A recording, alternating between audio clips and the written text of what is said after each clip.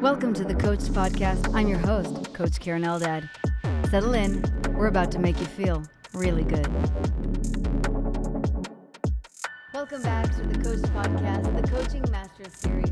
In this series, we're speaking to teachers whose life is their method, and one such teacher is here with us again today. We want to explore here something not only multidisciplinary, but ultimately that aims to understand teachers of integrity and reveal not only what they do and how they do it, but why they do it. Today's guest is Kaitlyn Kaerhart, a renowned numerologist, astrologer, and spiritual guide whose mission is to make esoteric wisdom accessible, practical, and personal. Her book, You Are Cosmic Code, along with her planners, courses, and oracle decks, have helped thousands align with their purpose through the lens of numerology and astrology. But what makes her work so great isn't just the tools, but it's her embodiment and her unshakable belief that your cosmic code is the ultimate hack.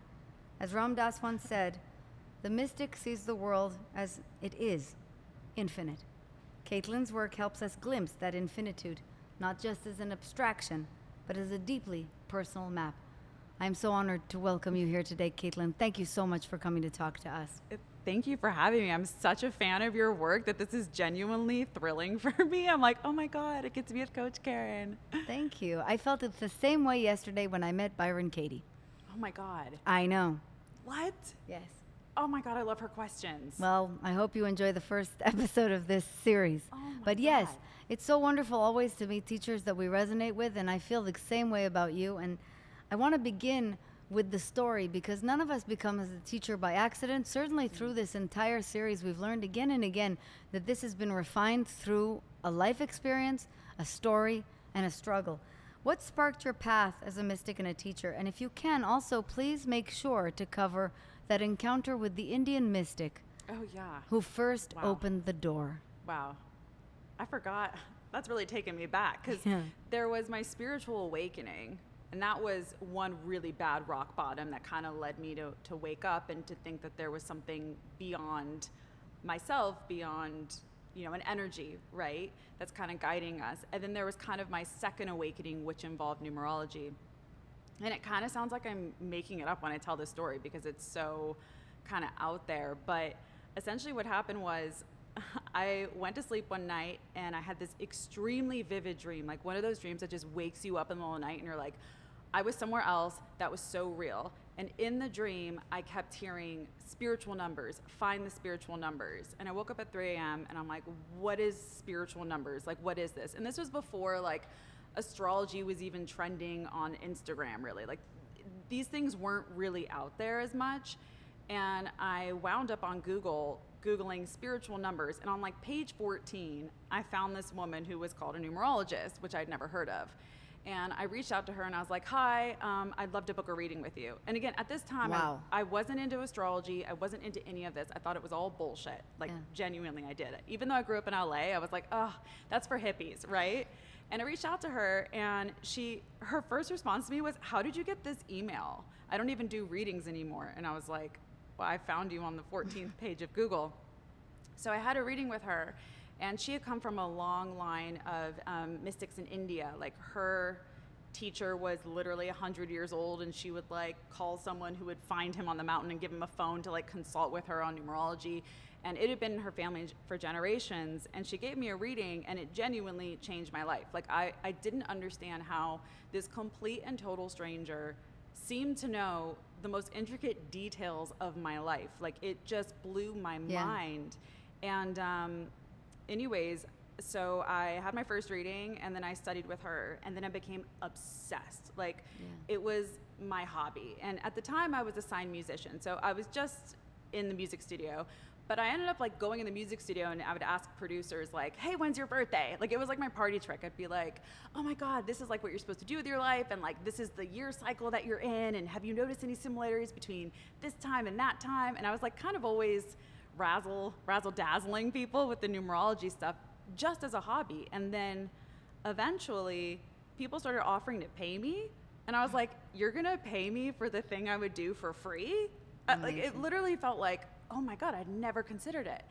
And so all of a sudden, I had this like booming word of mouth business. I had no website, no Instagram or anything. Like, it was just a generic email. People didn't even know my name. Okay. And I started giving these readings, and then Penguin Random House found me, offered me a book deal, and all of a sudden became a bestseller in England. And I'm like, what? So it was like totally not the path I could have ever dreamed for myself, but very divine. It's so interesting because the story has repeated itself several times with teachers. They are called to the work. They go down a rabbit hole, essentially becoming insatiably obsessed, and then ultimately get invited to exercise the work. Yeah. So it's really a very, very interesting just similarity that you have with most of the other teachers that we've spoken to here. I don't think a lot of us come about this methodically. In other words, very few people wake up and go, you know what I should do? This. Become a teacher. It's you essentially, your life pushes you into teaching. Isn't that true? Yeah. It's interesting you say that, because a lot of my clients, one of my clients I've been working with recently, we've been talking a lot about purpose. And I was telling her my story, and I was like, look, like your purpose happens when you follow your curiosity and you follow your passion. Like, if you had told me when I was obsessed with numerology, before I ever was doing readings or anything, that was going to be my career, it wouldn't have made any sense. Like, if I was out to get a book deal, I probably would have gotten in my own way. It probably wouldn't have unfolded so magically, but because I was just so lit up by the work, it was a thing that energized me and really guided me. And I feel like that's really how you step into your purpose. But it's hard because our minds want to like have, here's the path, and we're taught that growing up in school, like you go and you get the degree and then you get the job and then you get married and you do that. But like, life often doesn't follow a linear path at all. No, it doesn't. You and I were discussing before a book we both love, which is The Big Leap by Gay Hendricks. Best book ever. The Big Leap, of course, discusses the upper limit, the idea that our identity is finite, and that if we traverse that identity or the typical linear growth, then we will essentially be breaking with some convention. Yeah. And that disallows purpose. That keeps you in purgatory, essentially, in your life. And the allowing yourself to just follow a preference all the way is what starts to really break this. So I hope that if no one gets anything else out of this podcast, it's this. It's that all of us allowed ourselves to basically just chase a rabbit down a hole, and that's where you really truly start to find your purpose. That's where it just allows itself to be revealed. Isn't that true? And you've trained since with a lot of spiritual teachers, a lot of shamans. At what point do you start to turn this into a methodology or a framework with which you teach people? Well, I think obviously like numerology was the thing that helped me make sense of everything. That was the first time where, you know, I'm a recovering perfectionist like you. It's hard as a Virgo to really kick that. Day by day. But, no, one day at a literally, time. Every day. That's why Satan's autobiography was so good too. Such a great book. But I think like numerology really helped give me this framework. And I remember at the time when I found it, like I was a struggling musician. I didn't have a lot of like confidence in myself. Like I knew I was meant for something more, but I just kept getting dropped from labels and it wasn't working, and I was like making up stories in my head. And then I remember like looking at my own codes and being like, I'm a life path 1, I'm a life destiny 1. So you mean human design? Oh, no, in numerology. Oh, I see. And so life path also occurs in numerology. I'm just clarifying the nomenclature for those who are listening and are not familiar.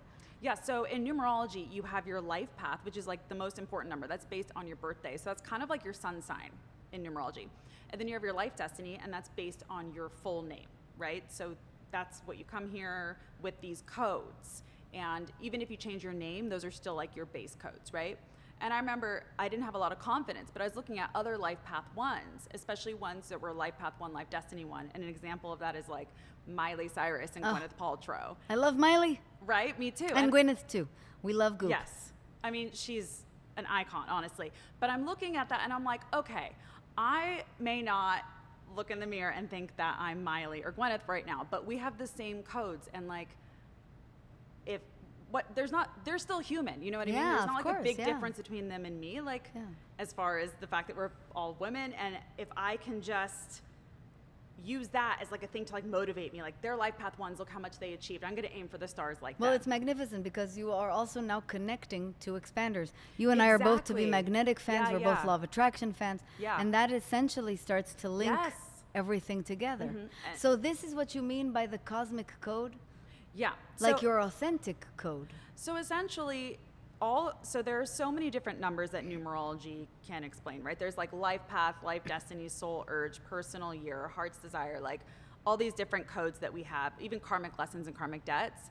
And each person is as unique as a thumbprint, similar Yeah. to our astrology chart. And so I look at it as like we are cosmic code. Like we're living in a simulation. The codes are the codes to the simulation. Like this is who we are. This is our data in a way. I love that because you're making it mathematical. Yeah, well, that makes sense too because of my music background, right? Yes, of course. Yeah, so it's all patterns. So it's all Everything is- pattern, rhythm, yeah. And when it's so funny too because when you start to really work with numerology, you start to read patterns in a totally different way, and it wakes you up in a different way. I can't quite explain it. But Well, I guess people have to go through it. It's funny, Yeah. Byron Katie said that to really understand the work, you have to do the work and Yeah. experience the work. And that's completely true of anything. But I think the most concrete thing we can probably give me and the listeners is, how does this work? What does this do? numerology. Yes. So essentially, numerology is an esoteric branch of wisdom, similar to astrology, that talks about our patterns, our lives, our purpose, what we're here to do. Again, it's similar to astrology, but instead of using the stars and the cosmos, it uses numbers, right? So everything is energy. So every letter in your name is a frequency that's measured by a mathematical number. And same with numbers, right? They're just frequency, energy. And when you add up all the numbers that are in your birthday and all the letters that are in your name, you get specific numbers that are your frequencies, right? So if I say like you're a life path 3, that's your energetic resonance according to your birthday. That's so exciting. And for a skeptic like me, Yeah. and I know there are a lot of left-brained skeptical people listening right now, what are the most common misconceptions, not only around numerology, but also around astrology? Oh my God, there are so many. I think Because you admitted that you too were once in our Yeah. shoes. It's not just about the hippie association. Oh, yeah. The thing that I dislike the most when it comes to the misconceptions is this idea that, like, I don't like when people use astrology and numerology as like a fortune telling thing. Yes. I see them more as tools for us to understand ourselves. Like, these are blueprints for us to simply reflect. And when you use them as that way, what could be negative about that, right? Like, for example, me knowing I'm a life path 1, the archetype of a 1 is that I'm a leader. Yes. Okay, well then that forced me to sit down and be like, am I actually embodying leadership qualities? Yes. And if I look back at my life, there are a lot of patterns around being a leader where, like, I used to hide in the back of the classroom and I didn't want to be called on, and then I would always be called on. Or every time I was in a group project, I was always thrust to the front. Or whenever I was in a band, people would be like, well, why don't you sing the song? And I was like, I don't want to sing the song. You know, for the longest time, I didn't want to sing my own songs. And again, these are tools for reflection. I don't like when people use them in a way that's like, oh, you're a Virgo? Oh, then no matter what you do, you're a perfectionist and you're doomed. That's not at all the case. Like, we come to Earth with a certain set of lessons that we're meant to learn. And for a Virgo, one of your lessons is to learn how to not be such a perfectionist and to accept yourself and love yourself, which I know is like such a big part of your work. And I appreciate that so much. And I also don't like when people use it in a negative way. You know, it's like doom and gloom. Like, I saw something, you know, it's a Sagittarius full moon today. People are like, a truth is going to come out that's going to rock your world. It's like, if these tools are not empowering you, then don't even use them. Yes. You know, it's not for everyone. There are a couple of things I love about what you've said. The first is the alignment with the law of attraction. Yes. I always like to say that ultimately it's about the intention that you carry into anything that will determine the outcome. Yeah. So follow what resonates with you and what really lines up with you. Don't make this deterministic, because the determination is irrelevant. The Yeah. second thing that I really love about what you said was using this as a fortune-telling tool rather than an explanatory tool. The practice of astrology has resonated with me in two ways. The first is in Kabbalah, it is actually used. And one of the most interesting things about a reading there is it actually explains your life. It doesn't lay out your life. It exactly. essentially shows you, wow, you came with this particular energy and that's probably why this has gone this way. That's kind of it. Your and the tikkun. same with exactly, your tikkun, your correction. The second part that I really like was also the idea of really understanding human design as an alignment with how to do things or how to be. Am I being a leader? Am I standing and inhabiting in this energy? So for example, my friend Holly started to practice human design, so I decided to take it seriously enough to actually indulge in her work, and it's fascinating. And she said, well, you're a projector. And I went, I've known that all my life. I've known that all my life. Because as soon as she started talking about all the forms of manifestor, I just went, nope, by invitation only. Yeah. Real relaxed energy. Very, very different behavioral style. This makes a lot of sense as an explanatory tool, and I love it as an idea of authentic code. Exactly, right? And it's like a lot of people feel lost. They don't know, like, what's my purpose? What am I supposed to do? They don't even know where to start. And these are tools to help you just kind of get into alignment. And again, like, there was a time where I was checking my charts like every day, and now not so much. Like, I feel like I'm in a good flow, right? And, you know, Kabbalah says, I've read many Kabbalistic astrology books, and I'm very well versed in these. Satanan Autobiography, by the way, friends, is a Kabbalah book. It's really weird, and it's the best book ever. I will link it. Phenomenal. But what I did want to say is that I remember one of my Kabbalah teachers was saying, like, look, like the chart is, that's who you are. That's what you're coming to the earth with, your karma, like the things to work on. But he said, by the end of your life, you shouldn't even be able to recognize who you are looking at your charts. And I love that because it's about transcending it, right? Like, yes, it's about the correction. It's about we came here for the correction. It's true. So I was born in a certain, my soul clearly needed a certain path, certain lessons, and I'm already starting to turn the curve. Yeah, exactly. So I think, like, again, when you use these as simply tools to reflect and to ask yourself the right questions, it actually gets you into alignment. What I don't even subscribe to, like, you know, believing in it or not. It's because it's not a belief system. It's simply a tool for us to use to have in our toolbox. Just like therapy is one tool, coaching is one tool, right? And that's what I love about it too, because I was going to ask you, where do you see this falling in the coaching continuum? So many ways. What I love about numerology as far as coaching is, again, a lot of people come to me and they'll be kind of like, I have this feeling that I should be doing something. I'm not really quite sure what it is. I'm not really quite sure how to get there. And we can go through their cosmic code and I can say, oh, look, like your life path 8, life destiny 3, which means like you're here to be the powerhouse. So you should be an entrepreneur. And the way you're going to achieve that is through the lens of the 3, which is being the communicator and embracing your creativity and self-expression.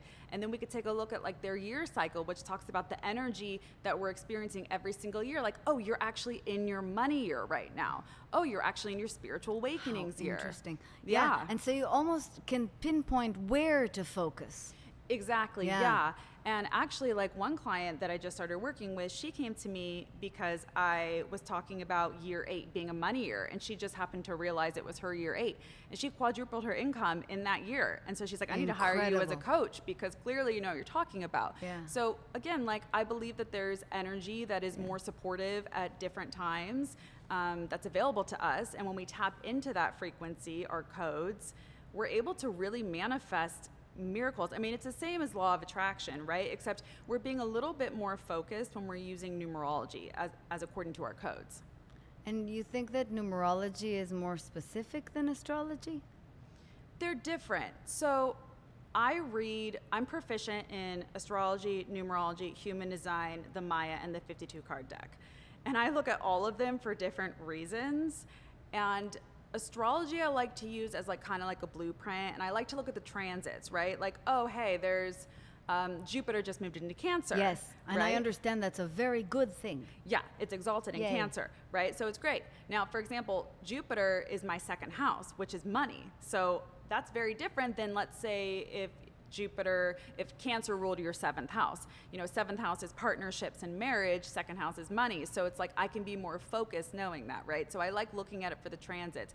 Numerology I just kind of use as like the absolute baseline for everything that I do.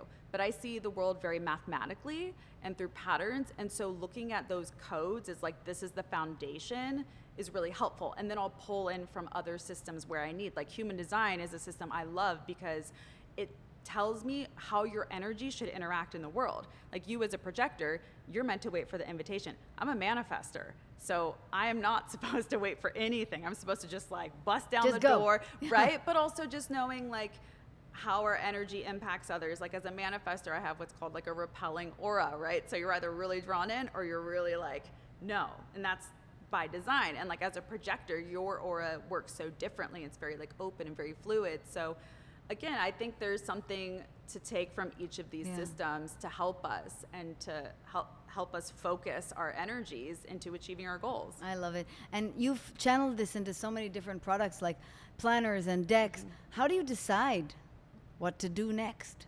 Honestly, we were just talking about human design.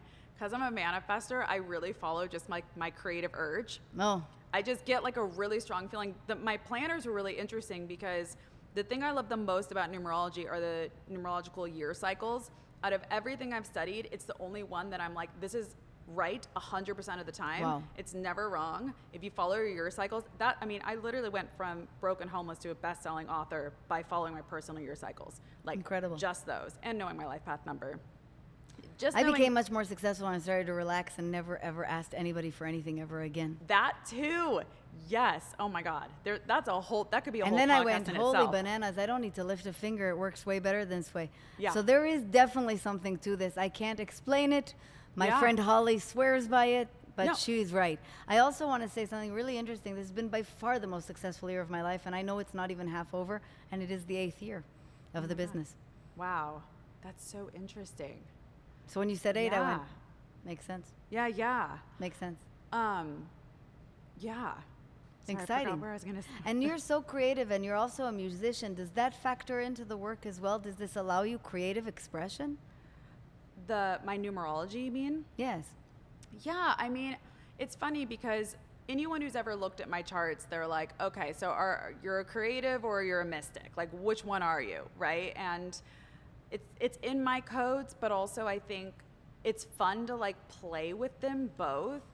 It's interesting because a lot of people in the music industry, when I started doing numerology readings, were like, what are you doing? Like, you're such a good musician, you should just be doing music. And then people in the spiritual realm were like, what are you doing wasting your time on music? You should just be doing spirituality. But I always saw them both as the same. Like, I think they're both just incredible tools for healing. The only difference is like music is instant, right? Like you hear your favorite song, you're instantly gonna be in a good mood, right? But with numerology, it's like there is a little bit of math.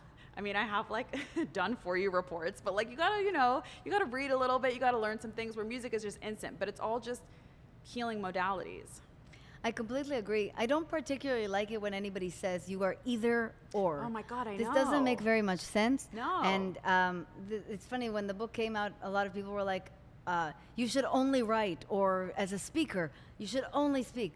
But they're really all the same thing. You're just channeling. That's it, through different vessels. Exactly. And the boxing of you into any square is, again, upper limiting. Yeah. So again, Gay Hendricks would be against that, and so am I. Yeah. Let her rip. Yeah. You are doing both. You are in your spotlight, and you're only just beginning. Thank you. What do you wish people knew about you, about your work? Oh, wow. No one's ever asked me that before. I think, God, this is such like a Virgo answer. I think I get a lot of judgment from people for what I do. Like people that I just randomly will meet like on the street, or like my ex's family thought I was like fortune telling and tricking people. I think what I would want people to know is that like I'm not trying to push anything on anyone. Like this is just like, these tools helped me to like actually come into alignment and love and accept myself. Because for the longest time, I used to just tear myself down. Like nothing was ever good enough. I was never good enough. Like I just felt like I was constantly going from one failure to the next. And when I discovered these tools and started working with them, it just felt like I had the answers almost. Yeah. Not like I'm God, but just like, oh, there's a reason. I get it. Yes. Everything is happening for me, not to me. That's and so right. I wish that like people kind of understood that it's okay if this isn't for you, but like, why not just be open to it? Give it a try, and then if you don't like it, you don't like it. Yes, and don't project onto me Yeah. the deficiencies. I resonate with that so much, and I know everybody will as well, particularly not just in the woo-woo or the spiritual areas, Yeah. but in any particular area of coaching. When I began this practice, which has been the love of my life, Yeah. and truly the greatest success of my life, many of my former corporate friends pitied me. Looked at me like your ex's family. Either Yeah. she's selling snake oil and she's trying to make a Yes. quick buck, or Yes. this is ridiculous and humiliating and sad. And how sad that poor Keren, clearly nothing has worked for her, and so she's finally found this. Yeah. When this is a calling, and we're Yeah. not trying to push anything on you. The second point that really resonated is we're not trying to push anything on you. We've discovered something that's absolutely incredible, and it's an honor and a joy to spread the word about this. You come if you want. Yeah, But exactly. it's an honor and a joy to spread the word. Yes, that's how I feel. I'm just like, these are tools that can help you, you Yeah. know, like it's so strange when you get that kind of like blowback from people where they just think that like what you're doing is, I don't know, wrong or bad Yeah. or whatever it is. And it's like, it's okay if it doesn't work for you, you don't like it. I used to think all of this stuff was crazy, but again, it helped me. And that's why I'm so passionate about talking about it. Cause I know if it helped me, like there's nothing special about me. Like I'm just like everybody else, you know, Exactly. like Exactly. if it helped me, it could help you. And I think about that all the time in the context of wherever people delineate, right? They draw the limits. My job is not to appease your ego and to not go into the esoteric or into the law of attraction, which of course I don't find esoteric. It's to be multidisciplinary. In other words, to expose you to all the ideas. And then you can choose what is for you and what is not for you. Yes. But the job is still to expose you to all the ideas and to expose myself to all the ideas. I would not comment on human design had I not read 3 books and Yeah. spoken to Holly and actually found some real use in this. In other words, I don't form opinions so lightly, and I hope other people don't either. Yeah, I think that's what I really feel. You know, it's just like that openness and like giving it a try before just instantly Yeah. judging and being like, oh, you're doing the devil's work or whatever people want to say. It's like, It's okay, whatever. it's a tool, you know? In the great words of Madonna, experience has made me rich and now they're after me. Oh, I love Madonna. Who doesn't? Yeah. It does flip. At some point you reach a tipping point and people start to understand that clearly there's something going on that's working. And Yeah. that's useful too. What is lighting you up right now? Oh my God, so much is lighting me up right now. I'm working on some numerology things that like I haven't launched yet that I'm really excited about because it hasn't been done yet. And I'm just like, how has this not happened yet? But okay, that's happening. That's so exciting. Yeah, and then also I'm moving to LA. I haven't had a home in so long. Muzzle tough. I know. I'm so excited, and my brother's having a second child, so I'm so excited to be an aunt in LA. That's and just exciting. Did you do astrocartography? Another thing I was exposed to yes, this yes, year. yes. So it told I you do that LA is the right astrocartography. way. Well, Oh, good. actually, LA is my Pluto line, but I grew up there. But what's interesting is that my Pluto is in my 6th house. Astrocartography, for the listener who's uneducated, yeah. is astrology around location, right? Exactly. Where you're supposed to live. Yes. Yes. I haven't done it yet, but I've read What? about it. I'm very interested. Well, I can do it for you. No, I'm Exciting. serious. Yeah. Okay, about astrocartography, I will say, so that used to be like just one specific reading I used to do. I used to do a lot of astrocartography readings for people. And it's actually mind-blowing. Again, just try it out, how accurate it can be. I remember having a call with a client and I said, don't ever go to Iceland. And she just kind of like, was like, oh, what? Why By the way, I could tell you that too. Don't ever go to Iceland. I went last year. It sucks. we got to check your lines. Sorry to And- the Bureau of Tourism of Iceland. Yeah. Hated it. And so I'm talking to her and she's like gasping. I'm like, what? She's like, I went to Iceland and my fiance and I broke up. And I was like, what? She's like, very suddenly. Oh no, my unexpected- husband and I are still together. Yeah. He well, loved it. But it was her Chiron line. And Chiron Oh. is like deepest wounding. Ooh. Right? And I didn't even know that. But there are a lot of things, like I could tell you so many astrocartography stories How that are just interesting. wild. Well, you know, it's so funny because I've lived all over the world. I lived in 17 countries, as in lived, not visited. Oh my God, me I've too. traveled to many places, and I can tell you where I feel good and where I don't feel good. For example, I cannot stand Switzerland. Literally can't stand it the second I Wow. enter the country. And when I moved to Austin, when I came to Austin the first time, I don't know how to explain it other than I love it here. yeah. For no reason, just love it here. Yeah. And that's definitely a sense of space. How exciting. So this is part of what's lighting you up. You're moving to LA. You've got a whole new portal clearly opening. Yeah. You've come through a big cycle this year, Oh my haven't God, you? yeah. Because we touched base when I was like rock bottom to the max. It was a Like, perfect time to meet me, it was my so friend. yeah, and then you're like, read these books. And you were like, you're tired. I said, read these books, take a nappy, Yeah. and when you're ready, do Yeah, the work. exactly. It's true. It's absolutely true. But I Yeah. always say to people, the rock bottom is not when to do the work. No. I had to rest. You were right. You were Yeah. absolutely right. And I took that seriously. I was like, wow, it's really coming across how exhausted and drained I was. Now I'm like back. What a joy to see you back. Yeah. Thank you so much for speaking Oh, to me thank you today. for I've having learned me. so much. It's been absolutely incredible. Oh, good.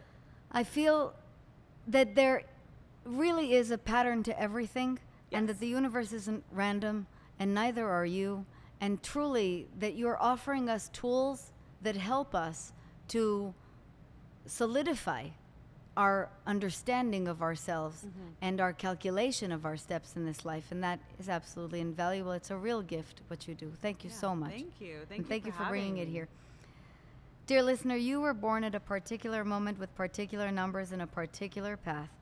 And whether you believe in astrology or not, the invitation today is universal. Get to know yourself and do it on purpose. If you loved today's episode, we hope that you will subscribe and leave us a great review. And we hope above all things that you'll come back for another episode of Coaching Masters. Thank you so much for being here. We'll see you